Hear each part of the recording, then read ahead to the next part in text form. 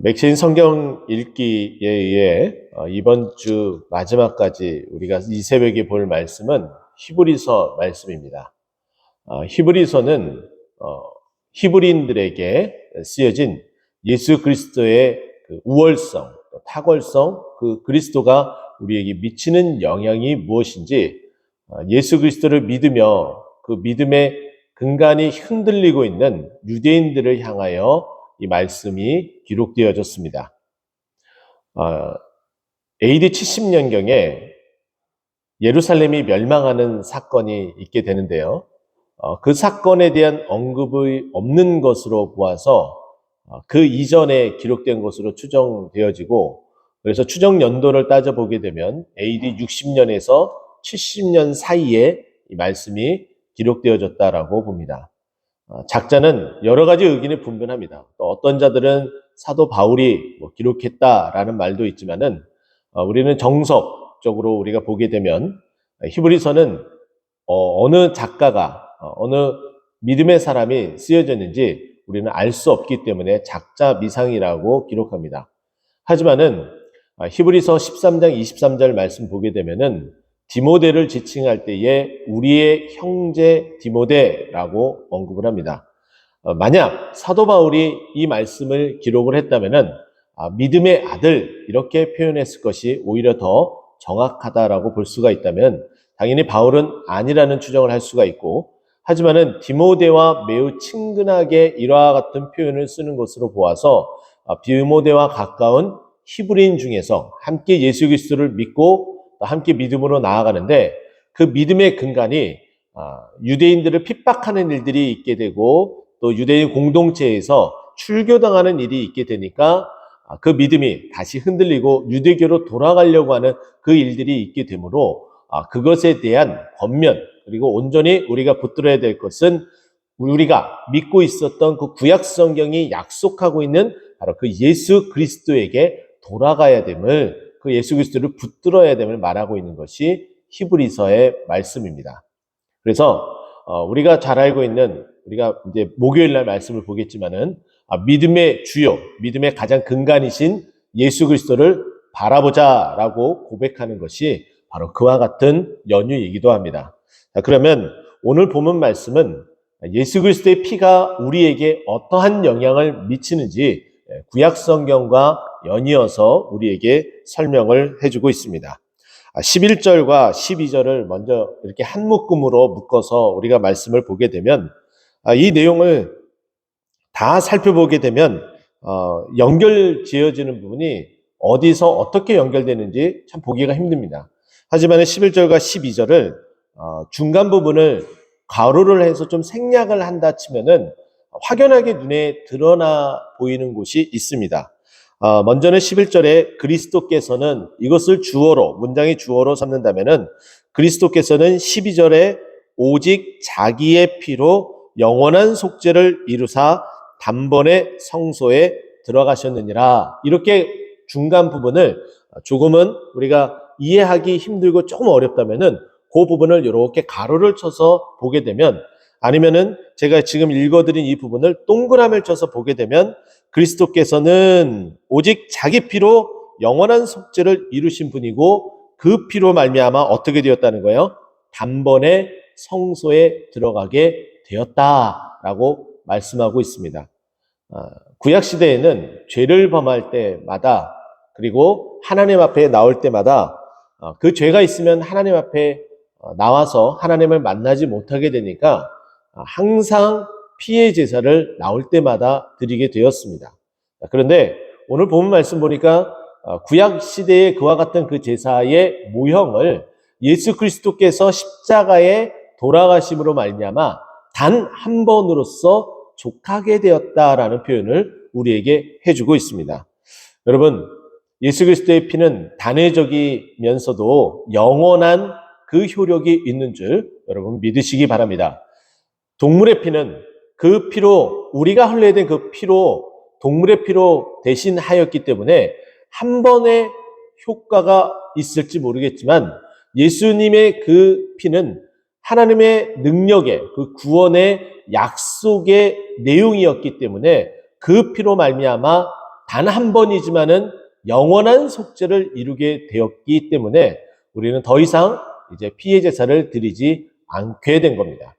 제가 전에도 말씀드린 적이 있죠.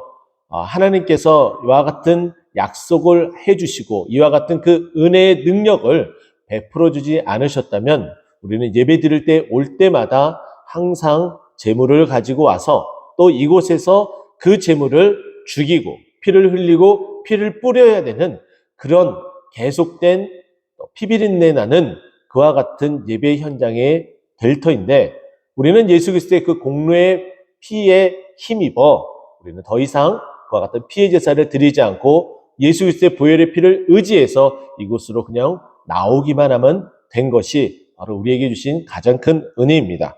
우리는 이처럼 더 이상 하나님의 그 은혜로 하나님 앞에 자유롭게 오갈 수 있는 그런 약속의 믿음의 신분이 된 것이죠. 또한 뿐만 아니라 그 피의 그 능력은 어떻게 미치는지 두 가지로서 우리에게 말씀을 해주고 있는데요. 14절 말씀입니다. 중간부터 보게 되면은 그리스도의 피가 어찌 너희 양심을 죽은 행실에서 깨끗하게 하고 우리의 양심은 그 죄악으로 말미암아 자신의 이익 그리고 자신의 편익 다른 어떤 것으로부터 벗어나기 위한 수단으로서 우리의 양심을 계속 저버리는 일들이 매우 많아졌습니다. 대부분의 자신의 이익을 위해서 바로 그렇게 양심을 저버리는 일이 있었죠. 하지만 이제 더 이상 우리는 그 양심에서 벗어나게 되었습니다. 예수님께서 우리에게 그 양심을 이제 깨끗하게 해 주셨고 또 우리가 더 이상 그 죄와 나에게 미치는 그 불이익으로부터 이겨나갈 수 있는 힘과 능력을 주셨기 때문에 더 이상 우리의 양심을 속이는 일이 없게 되었다라고 말씀하고 있습니다. 또 한 가지 예수의 피가 우리에게 미치는 또 하나의 능력은 무엇이냐면은 살아계신 하나님을 섬기게 하지 못하겠느냐라고 말하면서 부정을 하면서 질문을 던지며 우리에게 긍정의 대답을 말하고 있습니다. 그래서 이 표현은 무엇이냐면은 다 이해한 것처럼 예수 그리스도의 피가 하나님을 섬길 수 있도록 살아계신 그 하나님을 섬길 수 있도록 만들어주고 있다라고 말하고 있습니다. 여러분, 이 말씀에 의하면 우리가 주님의 몸된 교회에 나와서 어떠한 모양이든지 간에 그것이 크던 작던 하나님을 섬기는 일, 우리가 육체든 아니면 물질이든 어떠한 모양이든 하나님을 섬기는 바로 그 일은 예수 그리스도의 피와 함께 예수 그리스도의 그 피와 함께 더불어서 그 힘의 능력으로 해야 됨을 우리에게 말씀해 주고 있습니다. 예수 그리스도의 피는 우리에게 이제 미쳐서 우리 양심이 깨끗해야 되어지고 살아계신 하나님을 섬기게 되고 또 주님 나라의 영광을 나타내는 데 쓰여진다는 것을 꼭 기억하고 그 은혜의 피를 감사히 받고 동행하는 우리 모두가 되기를 간절히 축원드립니다. 15절 또 말씀 보니까 이로 말미암아라고 되어져 있습니다. 여기에 이로 말미암아라는 것은 다시금 14절에 언급된 예수 그리스도의 피가 미치는 그 영향에 대해서 말하고 있죠. 그러면 예수 그리스도의 피가 미치는 영향 두 가지를 14절에 말했다면은 이제 15절에서는 한 가지를 더 플러스 시켜서 우리에게 말해줍니다. 그것은 15절 마지막 부분에 보면은 영원한 기업의 약속을 얻게 하려 함이라라고 말해줍니다.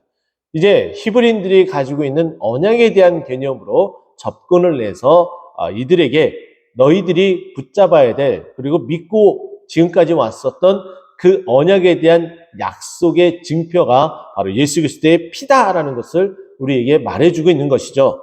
그래서 언약의 영원한 기업의 약속을 얻는다라는 것은 이제 아브라함으로부터 온 그 언약의 그 약속에 대한 그 기업들을 우리가 받을 수 있게 되었음을 말해주고 있습니다. 그러면서 이것이 미치게 되는 그 영향을 16절, 17절, 18절을 통해서 우리에게 소개하는 것은 그 언약의 피는 언약이 이루어지기 위해서는 그 약속, 여기서는 유언이라고 표현되어 있는데 헬라어 원어를 보면은 언약이라고 표현을 하고 있습니다. 그러면 이 언약이든 유언이든 그것이 때가 되었을 때에 언약이면은 그 언약에 대한 약속의 그 시작점을 알는 그 기간이 있을 텐데 기한이 있을 텐데 그 기한이 이르러야지 유효하게 되는 것처럼 이것을 마치 유언이라고 표현하면 그 유언이 이루어지려면은 유언한 자가 죽어야지 그것이 이루어지는 것처럼 마찬가지로 때와 기한이 이뤄야지 효력이 있고 그 시작이 되는데 그 시작을 알리는 것이 무엇이냐면은 18절에 그 첫 언약도 피 없이 세운 것이 아니니라고 이야기하며 결국은 그 언약의 시작 그리고 그 언약의 약속의 기한이 찬 것은 예수 그리스도의 그 피 흘림이다라고 우리에게 말해줍니다. 그래서 갈라디아서 4장 4절 말씀을 보게 되면은 때가 참에 그리스도께서 여자에게 나고 율법 아래 나게 하신 것은 이라고 말씀하시며 이제 예수 그리스도가 이 땅에 오셔서 그 때와 기한이 되어서 이제 그 언약이 이제 우리에게 유효하고 미치게 되었음을 우리에게 말씀해 주고 있습니다. 또 그것은 19절에 보면은 모세가 우리에게 약속한 그 약속처럼 보이는데 그것은 구약에서 나타난 이 모든 것들은 단회적이었다, 모형이었다, 이제 실제가 나타났다라는 것을 우리에게 설명을 해주고 그래서 20절 말씀 보면은 단회적으로 뿌렸던 이제 동물의 피가 아니라 영원하신 하나님의 명령하셨던 그 언약의 피를 이제 우리에게 흘려주셨다라고 말씀해 주고 있습니다. 22절을 보게 되면은 율법을 따라 거의 모든 물건이 피로써 정결하게 되나니 피 흘림이 없은즉 사함이 없다라고 말씀하며 오늘 본문 말씀을 이렇게 마무리를 합니다. 피 흘림이 없이는 사함이 없다는 것은 그 피의 제사에 대한 약속, 그 언약에 대한 약속을 말해주고 있고 결국은 이로 인해서 예수 그리스도의 피가 흘려야 되었음을 우리에게 말해줍니다. 우리가 너무나 잘 알고 있는 말씀들이죠. 로마서 3장 23절 말씀 보면은 모든 사람이 죄를 범하였음에 하나님의 영광에 이르지 못했다라고 이야기를 합니다. 모든 사람이 죄를 범했기 때문에 그 죄의 영향력은 결국은 죽음, 사망에 이르게 됩니다. 그래서 로마서 6장 23절 말씀 보면은 죄의 삭은 사망이요. 그래서 모든 사람이 죄를 범했고 죄의 삭은 사망이기 때문에 모든 사람은 다 죽게 됩니다. 라고 우리에게 설명을 하게 되죠. 그러나 예수 그리스도의 그 피가 우리에게 미침으로 말미암아 이제 더 이상 죄에 대한 정죄의 값, 그 사망이 우리에게 이르지 않게 되었습니다. 그것을 아주 단호하게 사도 바울은 로마서 8장 1절에 보면은 그리스도 예수 안에 있는 자에게는 결코 정죄함이 없나니 죄가 다 사해졌기 때문에 더 이상 죄를 물을 일이 없게 되었다라고 말해주고 있는 것이죠. 이와 같이 우리는 예수 그리스도의 보혈의 피로 말미암아 죄 사함을 받고 더 이상 정죄함을 받지 않는 존재가 되었고 그 언약의 피로 이제 새 생명을 얻게 되었으며 그 새 생명을 얻은 우리로서는 더 이상 양심에 얽매이지도 않고 또 뿐만 아니라 살아계신 하나님께 나와 우리 스스로가 하나님을 섬길 수 있게 되었음을 오늘 본문이 우리에게 말해주고 또 약속해 주고 있습니다. 오늘 이 새벽에 우리가 계속해서 붙들고 의지하며 나아갈 것은 예수 그리스도의 피밖에 없음을 우리가 기억하고 그 은혜만을 붙들고 우리의 양심의 그 은혜로 또한 우리에게 주시는 그 피의 그 능력의 그 은혜, 영원한 언약, 그리고 그 기업을 얻는 그 은혜, 그리고 주님의 앞에 나와 주님을 섬길 수 있는 그 은혜를 늘 사모하며 주님께 다가가는 우리 모두가 되기를 예수 그리스도 이름으로 축원드립니다. 기도하겠습니다.